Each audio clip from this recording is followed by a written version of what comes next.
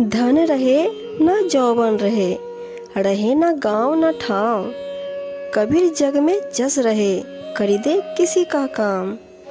कबीर साहब जी कहते हैं, अंत काल में हमारे पास न तो धन रहेगा और न ही यह यौवन और न ही अपना ये गांव रहेगा और न अपने रहने का स्थान, अर्थात हमारे पास कुछ भी नहीं होगा। कबीर जी कहते हैं कि इस जगत में केवल शुभ कर्म रूपी यश रहेगा, अतः सदैव परमार्थ के सत्कर्मों में रत रहना चाहिए। जो कोई करे सो स्वार्थी, अरस परस गुण देत, बिन किया करे सो सुरमा, परमार्थ के हेत। कबीर साहब जी कहते हैं, दूसरे से लेन देन के व्यवहार के लिए जो कोई भी व्यक्ति कुछ करता है वह तो केवल परस्पर जुड़े स्वार्थ का संबंध है। उसमें दोनों ओर से जो भी प्रयास किए जाते हैं वे केवल अपनी ही भलाई के लिए होते हैं, परंतु जो बिना किसी कारण के निष्काम भाव से परमार्थ हित के लिए सत्कर्म करता है वास्तव में वही शूरवीर कहलाता है। स्वार्थ सूखा लाकड़ा, छो बिहोना सूल, पीपल परमार्थ भजो, सुख सागर को मूल। कबीर जी कहते हैं, स्वार्थ तो सूखी लकड़ी के समान है, जिससे न तो छाया मिलती है और न ही कोई सुख, बल्कि वह कांटे के समान दुख देने वाली होती है। परंतु परमार्थ सदाबहार छायादार पीपल के वृक्ष के समान है, जो सदैव सबको सुख और शांति प्रदान करने वाला है। अतः परमार्थ मार्ग का सभी को अनुसरण करना चाहिए। माया सम नहीं मोहिनी, मन समान नहीं चोर, हरिजन सब नहीं पार की, कोई न दिसे और। कबीर जी कहते हैं, इस संसार में माया के समान कोई मोहने वाला नहीं है और मन के समान कोई चोर नहीं है। सद्गुरु के प्रियवर, ज्ञान उपदेशी तथा भक्ति साधना करने वाले सेवक जनों के समान कोई पारखी नहीं।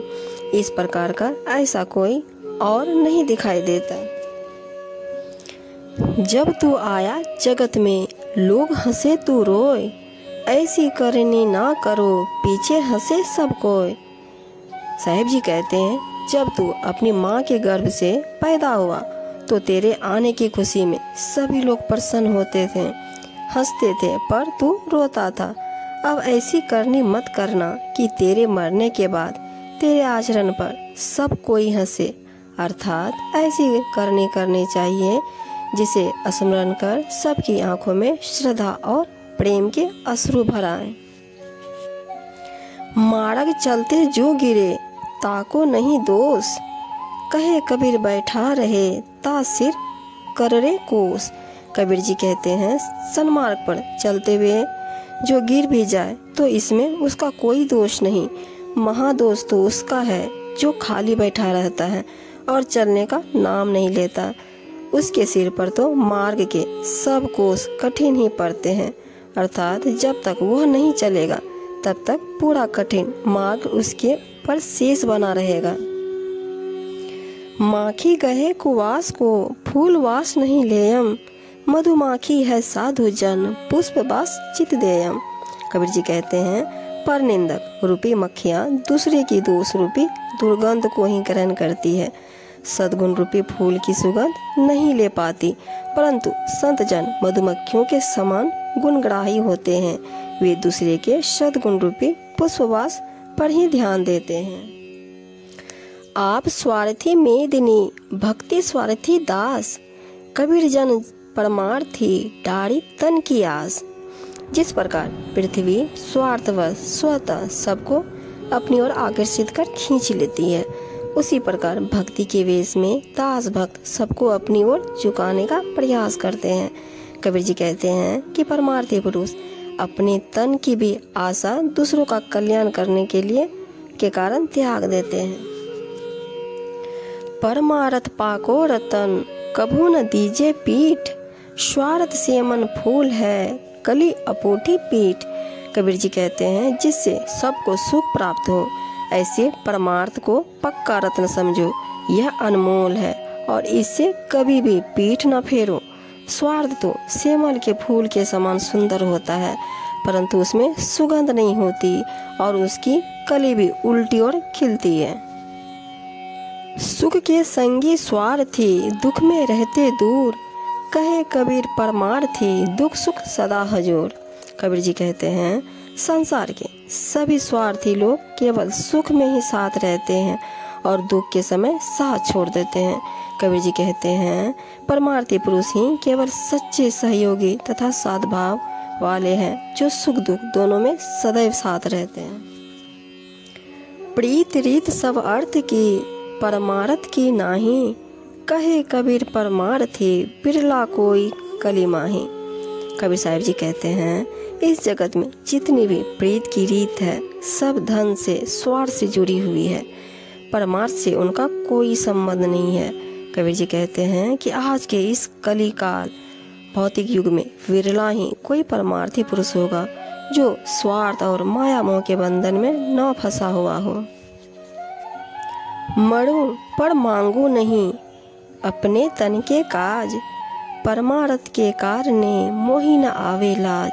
कबीर साहब जी कहते हैं अपने तन अथवा जीवन निर्वाह के लिए मैं चाहे मर जाऊं परंतु कभी भी किसी से कुछ नहीं मांगूंगा, लेकिन परमार्थ के कारण मांगने में मुझे किसी भी प्रकार की लाज नहीं आती। किसी भी रूप में मुझे न तो कोई भय है, न संदेह और न ही कोई लज्जा है। अर्थात जिस किसी उपाय से परमार्थ हो सकता है वह मैं अवश्य करूँगा। कबीर संगे साधु का दल आया भरपूर, इंद्रिन को तब बांधिया या तन किया घोर। कबीर जी कहते हैं कि संतों के साथी अर्थात उनके सद्गुण सत्य, दया, क्षमा, समता, त्याग, विवेक तथा वैराग्य आदि का समूह जब हृदय में आया तो संतों ने सब इंद्रियों को अपने वश में करके शरीर की व्याधियों को समाप्त कर दिया, अर्थात तन मन को वश में कर लिया। या दुनिया दो रोज की, मत कर यासो हेत, गुरु चरणन चित लाइये जो पूर्ण सुख देत। कबीर साहब जी कहते हैं यह दुनिया तो 2 दिन की है, इससे मोह के नाते रिश्ते मत बनाओ, क्योंकि ये सब पिछड़ जाएंगे। यदि तुम अपना भला चाहते हो तो सदगुरु के श्री चरणों में अपने चित्त को लगाओ, उनके ज्ञानोपदेश के अनुसार आचरण करो, जो परम सुख और शांति देने वाला है। कहते को कहीं जान दे, गुरु की सीख तू ले, साकर जोन और स्वान को फेरी जवाब न दे। साहिब जी कहते हैं अगर कोई कुछ उल्टा सीधा या भला बुरा कहे तो उसे कहने दो, इसकी परवाह न करो, बस गुरु की दी हुई ज्ञान शिक्षा का आचरण करो। जो अज्ञानी नुगिरे हैं उन्हें कुत्ते की तरह भौंकने दो, तुम उन्हें उलटकर उत्तर मत दो। ऐसी वाणी बोलिए मन का आपा खोए, और उनको शीतल करे आप हो शीतल हो। साहिब जी कहते हैं मन के अहंकार को त्याग कर सरल भाव से ऐसे मधुर व नम्र वचन बोलने चाहिए जिससे अन्य जनों का हृदय भी शीतल हो जाए और अपना हृदय भी शांत हो जाए। अर्थात वाणी के माध्यम से ही दूसरों से व्यवहार होता है, अतः ऐसा बोलो कि सब सुखी हो। कथा कीर्तन करन की जाके निज दिन रीत, कहे कबीर तादास सो निश्चय कीजिए प्रीत। कबीर जी कहते हैं सदगुरु परमात्मा की कथा कीर्तन करने कराने की जहाँ पर दिन रात रीति हो, अर्थात जिसके यहाँ इसका प्रचलन तथा मान्यता हो, ऐसे दास भक्तों से अवश्य ही प्रेम करना चाहिए। उनसे मधुर व्यवहार करने से भक्ति ज्ञान की महिमा सुनने को मिलेगी।